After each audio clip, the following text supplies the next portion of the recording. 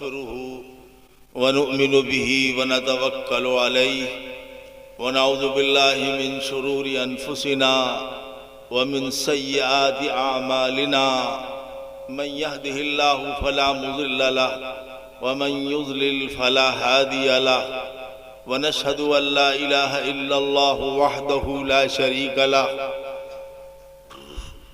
ولا نظير له ولا مثيل له ولا مثال له ونشهد أن سيدنا ونبينا ومولانا محمدا عبده ورسوله الذي أرسل إلى كافة الناس بشيرا ونذيرا وداعيا إلى الله بإذنه وسراجا منيرا صلى الله تعالى عليه وعلى آله وصحبه وبارك وسلم تسلیما کثیرا کثیرا اما بعد.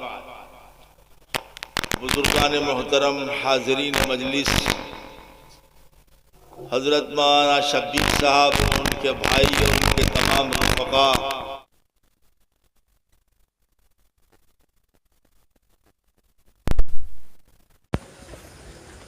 یہ مجلس 3 سے 5 حصوں پر مشتمل ہوتی ہے. نمبر 1، نوافل اور تلاوت کی مجلس جو ظہر بعد ہوتی ہے. تسبیحات خمسہ کی مجلس یہ عصر بعد ہوتی ہے.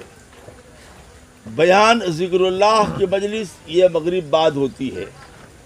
پوری امت کے لیے ایصال ثواب و دعا کی مجلس یہ عشاء بعد ہوتی ہے. مختصر سا بیان، ذکر اشراق کی نماز یہ فجر بعد ہوتی ہے. یہ اس تربیتی مجلس کا یہ طریق ہے، یہ اس کے راستے ہیں، اور اس کا ایک ضابطہ ہے کہ صرف ایک بیان ہوتا ہے، دوسرا بیان نہیں ہوتا، کسی کا نہیں ہوتا ہے، صرف ایک بیان کسی کا ہو. عصر کے بعد سے بیان ہو رہا ہے، مغرب بعد بیان ہو رہا ہے، عشاء بعد بیان ہو رہا ہے، تو اس لیے اب بیان نہیں ہوگا. یہ ہمارے ضابطے کے خلاف ہے. 1 انچ یہ داڑھی کا بال ہمارا ٹیڑھا ہے ایسے، تو آپ یاد رکھیے کہ ہم اکابر اور اسلاف کے طرز کے غلام ہیں. ہم یہ بھی پسند نہیں کریں گے کہ اس کو ایسے کر دیا جائے، کیونکہ یہ جو مجلس ہے وہ ہماری نہیں ہے، بلکہ بڑے بڑے اکابر علماء ربانی جو زمین پر قدم رکھتے ہیں تو اللہ کی بارش ہونے لگی رحمت کی، انہوں نے یہ ہم کو سکھلایا اور بتلایا ہے.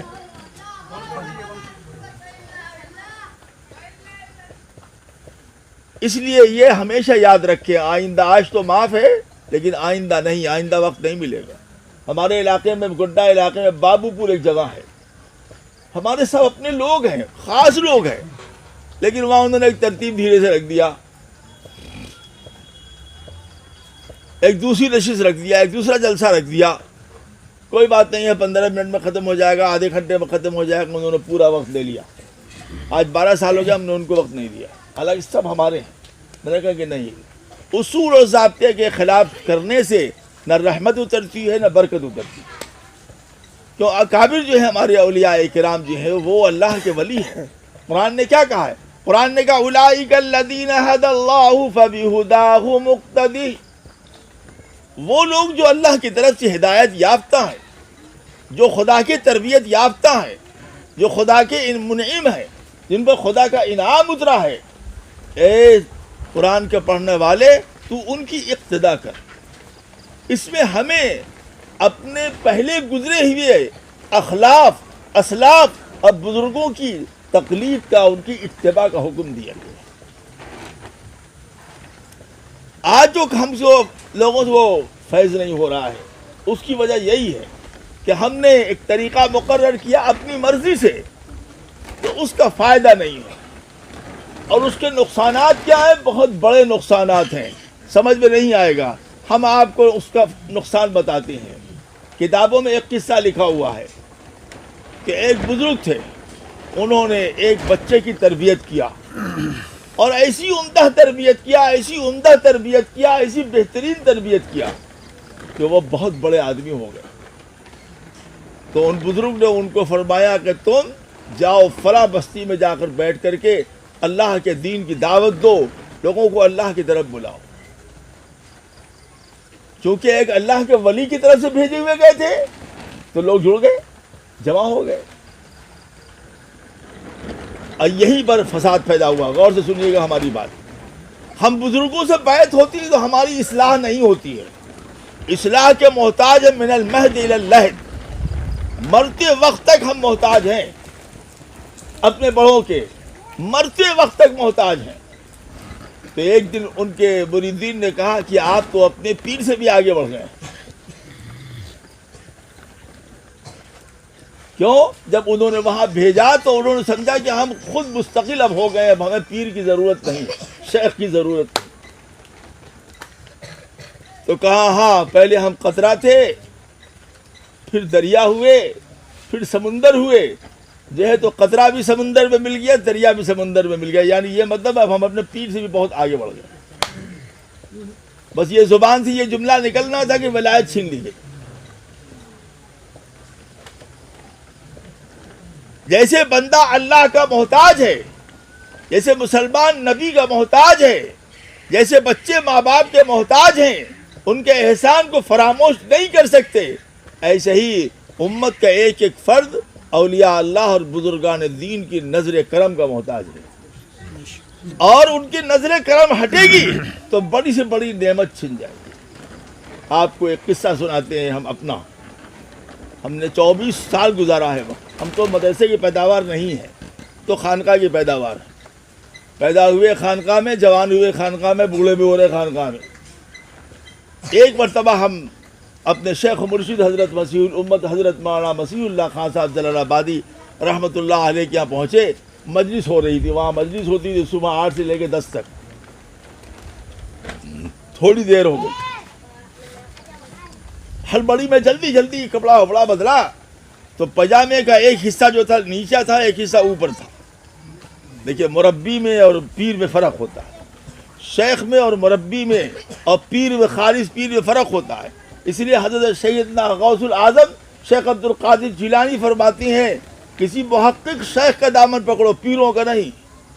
یہ پیر تم کو پار نہیں لگائے گا. حضرت کی نظر پڑی, فرمایا کھڑے ہو جاؤ. 500 علماء تھے, صرف حیدرآباد سے 100 آئے ہوئے تھے. 500 علماء. ہم کھڑے ہوئے تو سب کھڑے ہو گئے. حضرت نے فرمایا سب بیٹھ جاؤ, جس کو کھڑا ہونے ہوگا وہ کھڑا ہو. کھڑے ہوئے. فرمایا کہ پیجامہ باندھنے کا سلیقہ نہیں آیا. اس وقت میری عمر 40 سال کی تھی.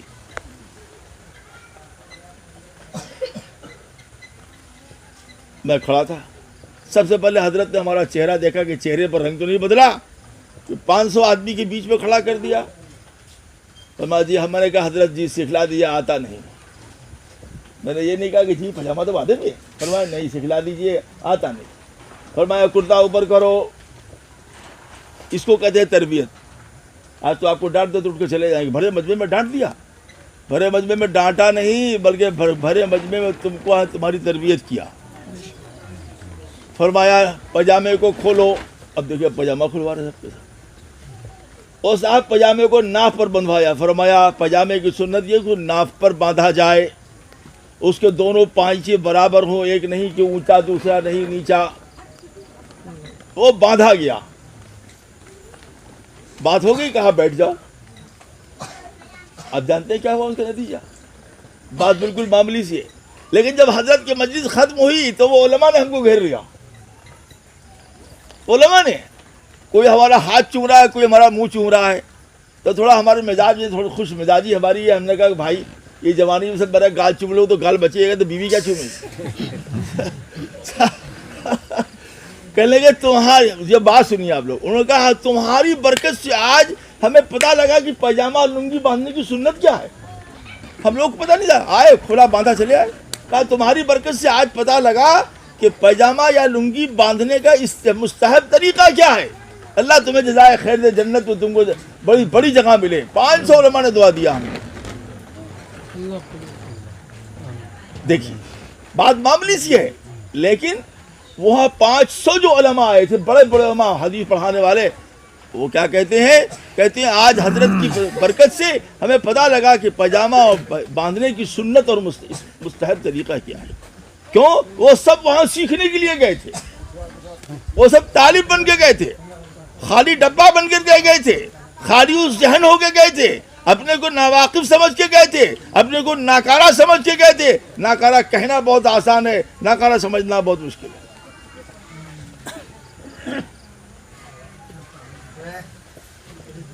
یہ بھی سنا رہے تھے قاری طیب صاحب کا قصہ.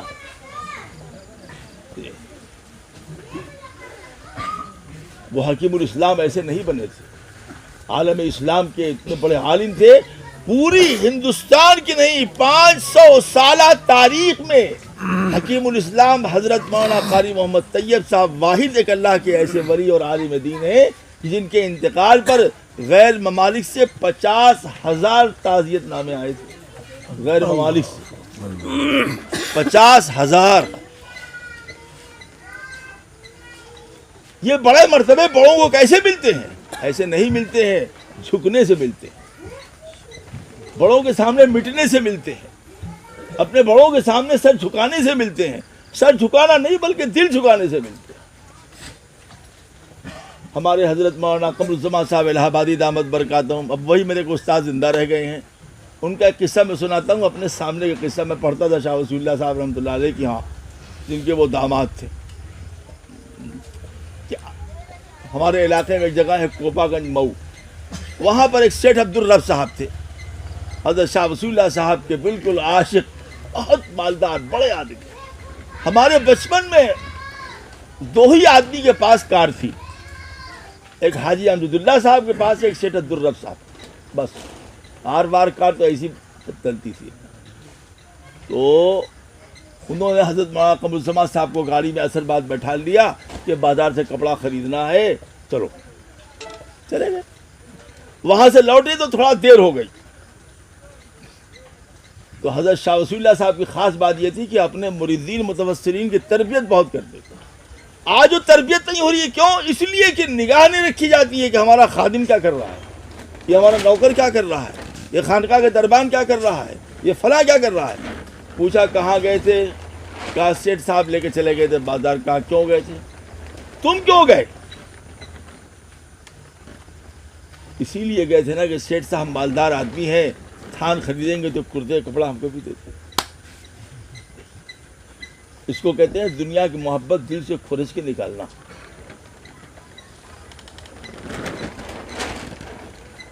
آج جو ہماری تربیت نہیں آئے ہو رہی ہے, پیر صاحب آ رہے ہیں, ان کو کھلا رہے ہیں, پلا رہے ہیں, دے رہے ہیں, لے رہے ہیں, خوش ہے, واہ. دوستو, اس سے تربیت نہیں ہوتی ہے. تربیت ہوتی ہے کسی کو اپنے سامنے پامال کرنا, کسی کے سامنے پامال ہو جانے سے. قال را بگزال مرد حال شو, پیش مرد کامل پامال شو. تب بڑا بنتا ہے آدمی, ایسے نہیں بنتا ہے. سیکھیے اخلاق کس کو کہتے ہیں, سیکھیے اعمال میں روح کیسے پیدا ہوتی ہے, سیکھیے عبادات میں روح کیسے پیدا ہوتی ہے, سیکھیے پرسکون پر مطمئن خوشگوار زندگی کیسے گزاری جاتی ہے. حضرت حاجی امداد اللہ مہاجر مکی رحمۃ اللہ علیہ فرماتے ہیں, دنیا کو اگر تم جنت بنانا چاہتے ہو تو ایک کام کرو. کتنے کام بھائی, کتنے کام؟ ایک کام. کتنے؟ 17 19 کام. کتنے کام؟ ایک کام. اپنا حق معاف کرتے جاؤ, دوسرے کا حق ادا کرتے جاؤ, دنیا تمہاری جنت بن جائے. کوئی تمہارا حق مارے تو اس کو معاف کر دو, لیکن تم کسی کا حق مت مارو. اپنا حق ادا کرتے رہو, ماں کا, باپ کا, بھائی کا, بہن کا, پڑوسی کا, دوستوں کا, ساتھیوں کا. کوئی تمہارا حق اگر مارے تو مارے تو معاف کر دو, اس نیت کے ساتھ کہ اللہ کل ہمیں معاف کر دے. کیونکہ اللہ تعالی حدیث قدسی ہے, اللہ فرماتے ہیں میں اللہ ہوں, میں رب العالمین ہوں, میں خلاق کائنات ہوں, میں قہار ہوں, میں جبار ہوں, میں ستار ہوں, میں غفار ہوں. میں بڑی سی بڑی غلطیوں کو معاف کر دوں گا, اور بعض بندے ایسے ہوں گے جن کی چھوٹی سی غلطی کو پکڑ لوں گا. ایک بزرگ چلے جا رہے تھے, وہ ہمارے یہاں ایک تہوار ہندوستان میں آتا ہے, اس کو کیا کہتے ہیں, جو رنگ والا تہوار ہوتا ہے, جی ہولی کا رنگ. وہ ایک بزرگ سے چلے جا رہے تھے پان کھاتے ہوئے, ادھر سے ایک گدھا آ رہا تھا. انہوں نے اس پر تھوک دیا یہ کہہ کر کے آج ہولی ہے، تے نہیں ہولی کھیل رہا ہے، یہ کہہ کے تھوک دیا گدھے پر کہ آج ہولی ہے، رنگ کا دن ہے، تو نہیں کھیل رہا، لا میں تجھے رنگ دوں. تھوک. قبر میں عذاب ہو گیا ان کو کہ تم نے میرے ولی ہو کر میرے دشمنوں کا طریقہ کیوں اپنایا، اور ایک معصوم جانور کو تم نے اس طریقے میں کیوں رکھا. جن کے رتبے ہیں سوا، ان سے سوا مشکل ہے، جن کے رتبے بڑے ہیں ان کی پکڑ بھی بہت بڑی ہے. آدمی ویسے مال نہیں کماتا ہے، آدمی ویسے عزتیں نہیں کماتا ہے، پہلے دوسروں کو عزت دیتا ہے پھر عزت پاتا ہے. ہم 7 برس حضرت مولانا شاہ رسول اللہ صاحب کے یہاں رہے، 24 سال حضرت جلال آبادی کے پاس رہے، 1 سال حضرت شیخ مولانا زکریا صاحب کے پاس رہے، لیکن ہماری عادت تھی ہم کبھی بھی اپنے شیخ کے بغل میں نہیں بیٹھتے، ہمیشہ پیچھے بیٹھتے، ہمیشہ نیچے بیٹھتے. آج بھی ہم حضرت مولانا مصطفیٰ صاحب کے یہاں جاتے ہیں، عمر میری 70 سال کی ہو گئی ہے، ان کی عمر 93 سال کی ہے، آج بھی ہم جاتے ہیں تو ہم پوری کوشش کرتے ہیں کہ نیچے بیٹھیں یا سامنے بیٹھیں یا دائیں کنارے بیٹھیں. وہ الگ بات ہے کہ وہ بلا کے بعد میں بٹھا لیتے ہیں. بزرگوں کے یہاں جائیں تو سلیقہ سیکھیں، ادب سیکھیں، تہذیب سیکھیں. آپ کسی اللہ کے ولی کی صحبت میں رہے ہیں کہ نہیں رہے ہیں پتہ چل جاتا ہے. مزاج کے خلاف کوئی بات پیش آنے پر آپ کے دل میں کینہ پیدا ہوا، غصہ پیدا ہوا، حسد پیدا ہوا، انتقام کا جذبہ پیدا ہوا، جوش پیدا ہوا، بدلہ لینے کی بھاونا پیدا ہوئی، تو سمجھ لیجئے آپ تربیت یافتہ آدمی نہیں. معاف کرنے کا جذبہ پیدا ہوا تو سمجھ لیجیے آپ تربیت یافتہ آدمی. سیدنا امام حسن بصری رحمۃ اللہ علیہ جو حضرت عائشہ کی گود میں کھیلے ہوئے ہیں، بغداد تشریف لائے تو ان کے پیچھے 10-15 ہزار طلباء تھے پیچھے جو ان سے حدیث سن رہے تھے. آج کی طرح مدرسہ تھوڑی تھا، آج کی طرح مدرسہ نہیں تھا بھائی. سب سے پہلا مدرسہ صفا رسول اللہ نے کھولا مدینے میں، پھر کوفے میں جا کے عبداللہ ابن عمر نے کھولا، عبداللہ ابن مسعود نے کھولا. دور صحابہ میں یہی 3 مدرسے ملتے ہیں. ایک چوتھا مدرسہ سیدنا علی رضی اللہ تعالیٰ عنہ نے جا کے کھولا جب وہ کوفے تشریف لے گئے. یہ 4 مدرسے دور صحابہ کے ہیں. وہ مدرسے کہاں تھے؟ کسی چبوترے پر، کسی مسجد میں، کسی مسجد کی چھت پر. نہ ناشتے کا انتظام، نہ کھانے کا انتظام، نہ پینے کا انتظام، نہ رہنے کا انتظام. پڑھو بقیہ تم جانو. یہ صحابہ تھے جو اپنے دسترخوان پر طلباء کو کھلا لیتے تھے، جو ان کے پاس بیٹھو کھا لو جاؤ.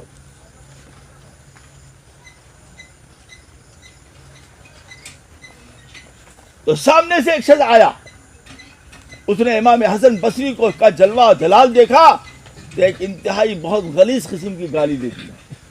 جو اس کے امام حسن بصری نے سنا، ان کے تلامذہ نے سنا، ان کے تلامذہ نے مارنا چاہا، ہاتھ ہٹا دیا، خبردار کوئی آدمی نہیں بول سکتا. وہ ہٹ گیا. ان کے شاگردوں نے کہا کہ حضرت اس کی بوٹی بوٹی کر دینا چاہیے، آپ حضرت عائشہ کی گود میں کھیلے ہوئے ہیں، آپ کی شان میں اس نے گستاخی کیا. فرمایا میں نے ایسی سزا اس کو دیا ہے کہ کوئی سزا اس کو دے ہی نہیں سکتا. کیا سزا دیا؟ کہا میں نے سزا اس کو دیا، اس کو معاف کر دیا. کہا معاف کرنا بھی سزا ہے؟ کہا ہاں. کہا معاف کرنا بہت بڑی سزا ہے. ہم نے تو اپنی آخرت بنا لیا معاف کر کے، اے اللہ میں اس کو معاف کرتا ہوں تاکہ کل تو ہمیں معاف کر دے. میں نے اپنی آخرت بنا لیا. نمبر 2، اگر یہ شریف ہوگا، اس کو پتہ لگ گیا ہے کہ میں نے معاف کر دیا ہے، تو آئندہ یہ کسی کی شان میں بدتمیزی نہیں کرے گا. لیکن اگر رذیل اور کمینہ ہوگا تو اگر حسن بصری کو گالی دے سکتا ہے تو کسی اور کو بھی دے گا. تو ذرا بضرب ضاربا فهو مضروب ٹھوک دے گا کس کے کہ آئندہ زبانی بند ہو جائے گی.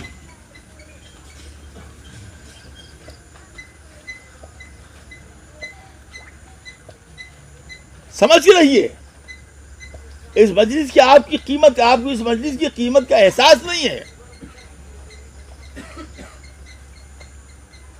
اس کی عظمت کا احساس نہیں ہے. ہم بھی سزا کے مستحق ہیں کہ دیر میں آئے ہیں. تو لاؤڈ اسپیکر بھی ناراض ہو گیا ہم سے کہ بولنے ہی نہیں دیں گے. حیدرآباد میں ایک بزرگ تھے شاہ مسکین احمد صاحب, ان کے والد تھے شاہ مکین احمد صاحب. ہر جمعے کو لوگ ان کے یہاں جمع ہوتے تھے, بہت زیادہ مجمع ہوتا تھا. شاہ مسکین صاحب پڑھے لکھے نہیں تھے, عالم نہیں تھے, امی تھے. امی کے معنی کیا ہے؟ امی کے معنی کیا ہے بھائی؟ بولو. ہاں بولیے بولیے بولیے بولیے بولیے. امی کے معنی کیا معنی ہے بھائی؟ ارے بولو نا. ان پڑھ. اور بھائی کسی کو اور معلوم ہے امی کے معنی؟ مورخ. شاباش, زندہ باد. اور کسی کو معلوم ہے مورخ کے معنی؟ امی کہتی ہے اس شخص کو جس نے دنیا میں کسی سے علم حاصل نہ کیا ہو, رب العالمین نے براہ راست اس کے قلب پہ علم کو ڈالا ہو, اس کو امی کہتے ہیں. ان پڑھ جاہل کو مورخ کو نہیں کہتے ہیں. آپ ہوں گے مورخ. ان پڑھ نبی کو امی اس لیے کہا گیا کہ دنیا میں وہ کسی کا شاگرد نہیں ہے, براہ راست رب العالمین نے سیدنا جبریل کی معرفت قرآن کریم جیسی کتاب اتارا, ان سے بڑا عالم کون ہو سکتا ہے؟ تو شاہ مسکین صاحب کہ اس پیر میں درد بہت رہتا تھا یہاں پر, وہ ہر وقت ایسے ایسے کرتے رہتے تھے. حضرت مولانا سید ابو الحسن علی میاں ندوی رحمۃ اللہ علیہ فرماتے ہیں کہ میں ایک مرتبہ شاہ مسکین صاحب کے پاس بیٹھا تھا. کہا شاہ مسکین صاحب کی روب کا یہ حال تھا کہ کوئی آدمی ان کے سامنے کھانستا نہیں تھا, اگر کسی کو چھینک بھی آتی تھی تو وہ اٹھ کے چلا جاتا تھا, اتنا روب تھا. لیکن اس دن دیکھا کہ یہ بات کر رہے ہیں تو وہ بات کر رہے ہیں تو وہ بول رہے ہیں, بڑا تعجب ہوا کہ یہ کیا بات ہے. تو حضرت شاہ مسکین صاحب نے علی میاں کو اشارہ کیا, ایسے ادھر ہماری طرف دیکھیے, اشارہ کیا, سمجھے نہیں. جب مجمع ختم ہو گیا تو شاہ مسکین صاحب نے کہا کہ بات یہ ہے کہ آج ہم نے جان بوجھ کر پیر میں درد کی وجہ سے تہجد چھوڑ دیا, سو نہیں گیا. جان درد تھا تو آج میں نے تہجد نہیں پڑھا, جبکہ ہمیں چاہیے تھا کہ تیمم کر کے پڑھ لیتے. سو گئے. تو ہم نے آج اپنے رب کو بھول گئے, تو ہمارے مریدین کے دل سے میری عظمت نکل گئی. اللہ.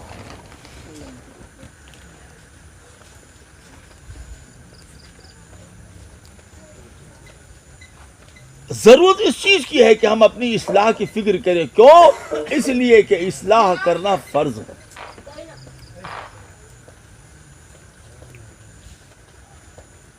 آج ہمارے حالات کے اندر جو خرابی پیدا ہو رہی ہے اس کی وجہ یہی ہے.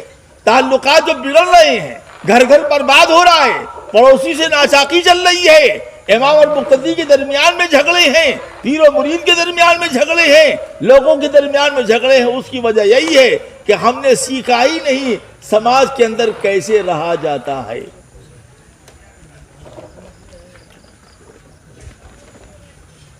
سماج کے اندر رہنے کا ہم نے فن نہیں سیکھا.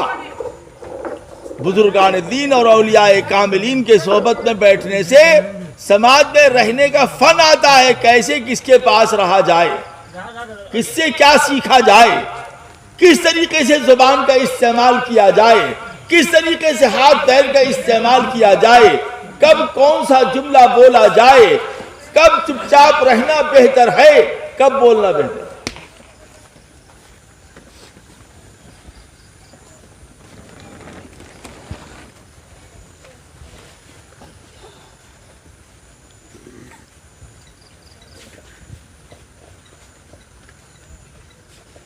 یہ سیکھیے. لمبی چوڑی تقریروں سے کام نہیں بنتا ہے, بلکہ عملی دنیا میں بیٹھنے سے کام بنتا ہے. آمنو میں تو سب کے آگے ہے, عمل الصالحات مشکل ہے. اعمال صالحہ پر مداومت یہ بغیر مجاہدے کے نہیں پیدا ہوتا. جب تک ہمارے قلوب کے اندر خشیت نہ پیدا ہو, تواضع اور عبدیت اور عاجزی نہ پیدا ہو, اللہ کی محبت, رسول کی محبت نہ پیدا ہو, اولیاء کاملین کی محبت نہ پیدا ہو, علماء کی محبت نہ پیدا ہو، آخرت کی فکر نہ پیدا ہو، ہم صحیح مومن تو کیا صحیح انسان بھی نہیں بن سکتے۔